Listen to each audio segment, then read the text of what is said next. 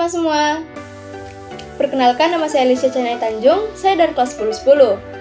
Di video kali ini saya akan memberikan materi tentang bakteri. Kira-kira teman-teman udah pada tahu belum nih ya, apa itu tentang bakteri? Jika teman-teman belum tahu tentang bakteri, teman-teman dapat menyimak video saya dari awal hingga akhir. Selamat menonton! Pengertian dari bakteri. Sebelum saya menjelaskan apa itu arti dari bakteri, apakah teman-teman sudah tahu? Ternyata bakteri memiliki nama lain dalam bahasa Yunani, yaitu bakterion ataupun bakterium, yang artinya batang atau tongkat. Bakteri adalah organisme hidup bersel tunggal yang memiliki ukuran sangat kecil. Selanjutnya ialah ciri-ciri bakteri. Ciri bakteri yang pertama ialah bakteri memiliki ukuran kecil dengan diameter 0,5 hingga 1 mikron dengan panjang 1 hingga 20 mikron. Oleh sebab itu, bakteri dapat disebut dengan mikroorganisme. Yang kedua, bakteri memiliki dinding sel. Yang ketiga, sama halnya dengan virus, bakteri hanya dapat dilihat dengan menggunakan mikroskop. Yang keempat, bersifat uniseluler, yaitu bersel satu.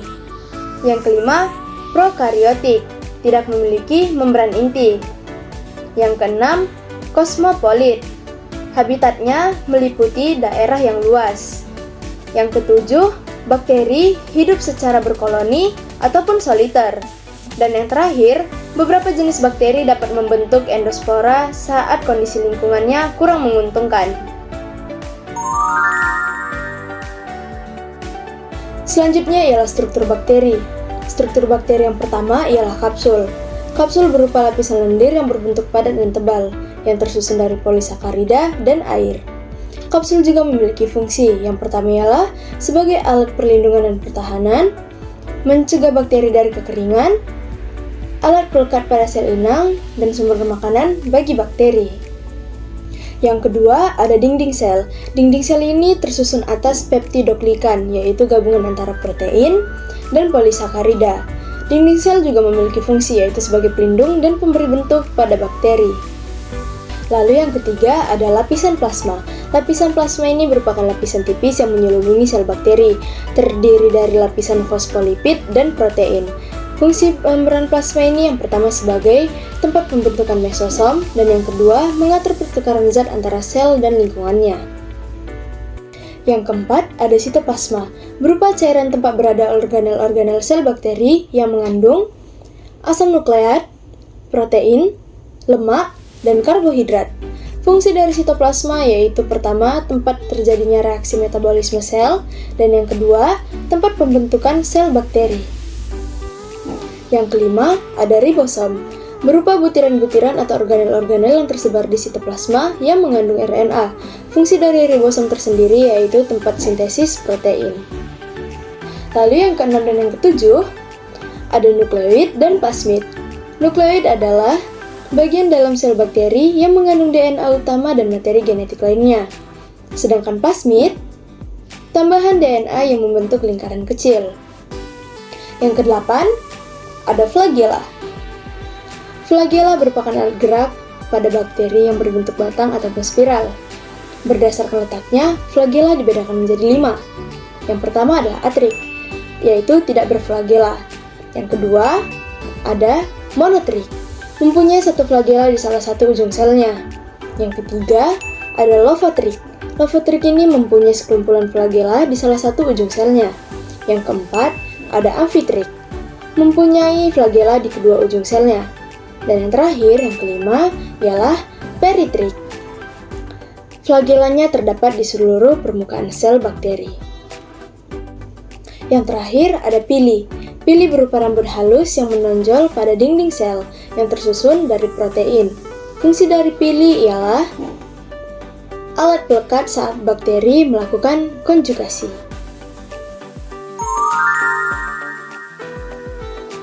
Setelah kita mempelajari tentang bagian-bagian struktur bakteri, selanjutnya kita akan masuk kepada bentuk-bentuk bakteri. Nah, bentuk bakteri ini dibedakan menjadi 3. Yang pertama, kita akan membahas tentang bacillus ataupun batang. Nah, bacillus ini memiliki beberapa bentuk susunan. Yang pertama yaitu monobacillus berbentuk batang tunggal. Lalu yang kedua, ada Diplobacillus, yaitu berbentuk batang yang berpasangan.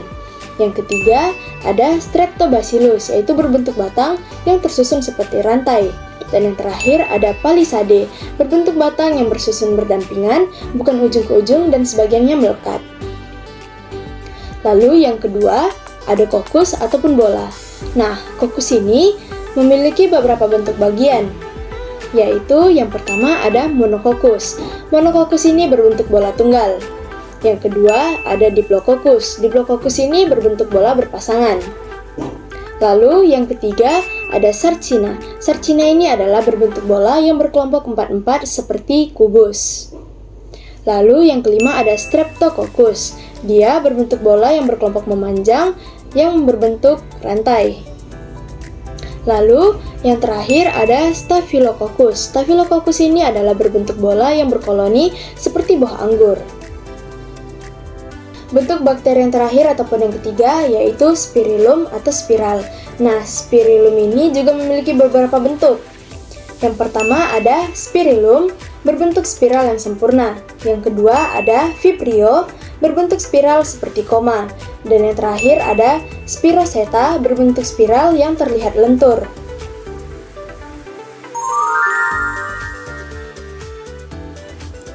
Setelah kita mengetahui bentuk-bentuk apa saja yang terdapat pada bakteri, seperti bentuk bacillus, coccus, dan spirum, kita juga perlu mempelajari bakteri yang menguntungkan dan yang merugikan. Yang pertama kita akan mempelajari tentang bakteri yang menguntungkan. Teman-teman pada tahu nggak? Ternyata bakteri juga berperan penting loh dalam industri makanan, contohnya pada pembuatan keju dan yogurt. Pembuatan keju dan yogurt menggunakan bakteri Lactobacillus bulgarius dan bakteri Streptococcus thermophilus. Lalu pada contoh yang kedua yaitu asam cuka dan nata de coco. Asam cuka dan nata de coco menggunakan bakteri Acetobacter xylem. Pada bidang kesehatan, terutama pada pembuatan obat-obatan dan vitamin, antibiotik bacitracin menggunakan bakteri Bacillus subtilis. Lalu, contoh yang kedua yaitu antibiotik polymyxin yang menggunakan bakteri Bacillus polymixa. Pada bidang lainnya, contohnya pada bakteri Escherichia coli yang terdapat pada usus besar manusia. Itu berfungsi sebagai membusukkan sisa makanan di usus besar. Yang kedua, membantu dalam mengembangkan sistem kekebalan tubuh. Sekarang kita akan membahas bakteri yang merugikan. Bakteri ini dapat merugikan manusia, hewan, dan tumbuhan. Yang pertama, kita akan membahas tentang bakteri yang merugikan pada manusia. Contohnya seperti bakteri Vibrio cholera yang dapat menyebabkan penyakit kolera. Lalu contoh yang kedua, pada bakteri Salmonella typhi yang dapat menyebabkan penyakit tipes. Lalu bakteri yang ketiga yaitu bakteri Treponema pallidum yang dapat menyebabkan penyakit sifilis. Contoh bakteri yang merugikan pada hewan yaitu bakteri Bacillus anthracis yang dapat menyebabkan penyakit antraks. Contoh yang kedua yaitu bakteri Brucella abortus yang dapat menyebabkan penyakit brucellosis yaitu keguguran kandungan pada sapi. Contoh bakteri yang merugikan pada tanaman yaitu bakteri Xanthomonas orzae, yaitu menyerang pucuk batang padi. Kita akan masuk pada materi kita yang terakhir yaitu reproduksi bakteri. Teman-teman pada tahu nggak? Ternyata reproduksi bakteri ini terbagi menjadi dua. Yang pertama ada aksesual dan seksual. Yang pertama kita akan membahas tentang reproduksi bakteri aksesual. Aksesual dilakukan dengan pembelahan biner secara amitos atau pembelahan secara langsung tanpa melalui tahapan-tahapan tertentu. Jadi, bakteri dapat membelah diri dari satu bakteri menjadi dua bakteri, dari dua bakteri dapat menjadi 4 bakteri, hingga seterusnya. Yang kedua, umumnya bakteri dapat membelah diri sekitar 1-3 jam sekali. Tapi berbeda bagi bakteri Escherichia coli yang dapat membelah 20 menit sekali. Sekarang kita akan membahas tentang pembelahan biner yang terdapat pada reproduksi bakteri secara aksesual. Pembelahan biner ini dilakukan yang pertama yaitu bakteri mereplikasikan DNA-nya. Lalu yang kedua, terjadinya segregasi kromosom atau pemisahan kromosom. Yang ketiga, terbaginya sitoplasma menjadi dua bagian yang sama, yaitu sitokinesis. Akhirnya, dari satu sel bakteri dapat menjadi 2 sel anakan bakteri. Lanjut, kita akan masuk pada reproduksi bakteri secara seksual. Reproduksi bakteri secara seksual ini dilakukan dengan cara rekombinasi gen, yaitu peristiwa bercampurnya sebagian materi genetik atau DNA dari dua sel bakteri yang berbeda sehingga terbentuk DNA rekombinasi. Rekombinasi gen juga dapat dilakukan dengan tiga cara. Yang pertama ada transformasi, transduksi, dan konjugasi. Proses yang pertama ialah transformasi. Transformasi adalah proses perpindahan materi genetik ataupun DNA ke dalam sel bakteri secara langsung. Jadi teman-teman perlu ingat bahwa transformasi ini adalah perpindahan materi genetik ataupun DNA yang dilakukan ke dalam sel bakteri secara langsung. Metode ini hanya dapat dilakukan beberapa jenis bakteri tertentu, contohnya bakteri Rhizobium, Bacillus, dan Pneumococcus. Proses yang kedua ialah proses transduksi. Proses transduksi ini adalah proses perpindahan materi genetik atau DNA dari satu bakteri ke bakteri lain melalui perantara bakteriofag. Jadi, proses transduksi ini diawali dengan proses lytik.